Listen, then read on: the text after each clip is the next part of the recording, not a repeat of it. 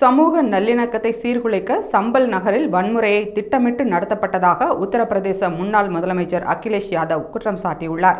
உத்தரப்பிரதேச மாநிலம் சம்பல் நகரில் உள்ள ஜமா மசூதி இந்து கோவிலை இடித்துவிட்டு கட்டப்பட்டதாக உள்ளூர் நீதிமன்றத்தில் வழக்கு தொடரப்பட்டது.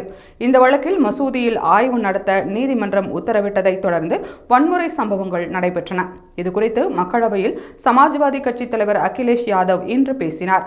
அப்போது அவர் ஆயிரக்கணக்கான ஆண்டுகளாக இருக்கும் சகோதரத்துவத்திற்கு சம்பல் பகுதி பெயர் பெற்றது எனவும் திட்டமிட்ட சதியின் மூலம் அங்கு திடீரென்று வன்முறை நிகழ்ந்துள்ளது எனவும் கூறினார். நவம்பர் 13ஆம் தேதி உத்தரப்பிரதேசத்தில் இடைத்தேர்தல் நடத்தப்பட வேண்டும் என்றும் ஆனால் அது நவம்பர் 20ஆம் தேதிக்கு ஒத்திவைக்கப்பட்டது என்றும் தெரிவித்த அவர், இதன் பின்னர் ஜமா மசூதிக்கு எதிராக ஒரு மனு தாக்கல் செய்யப்பட்டு எதிர்த்தரப்பினரின் வாதத்தை கேட்கும் முன்பே ஒரு ஆய்வுக்கு உத்தரவிடப்பட்டு நவம்பர் 19ஆம் தேதி ஆய்வு நடத்தப்பட்டது என்றார். பின்னர் நவம்பர் 24ஆம் தேதி மற்றொரு ஆய்வு நடத்தப்பட்டதால் என்ன நடக்கிறது என்பதை அறிய மக்கள் கூடியதாகவும் அவர்களை ஒரு அதிகாரி தரக்குறைவாக பேசினார் என்றும் அதன் பின்னர் தடியடி நடத்தப்பட்டு துப்பாக்கிச்சூடு நடத்தப்பட்டதும் என்றார்.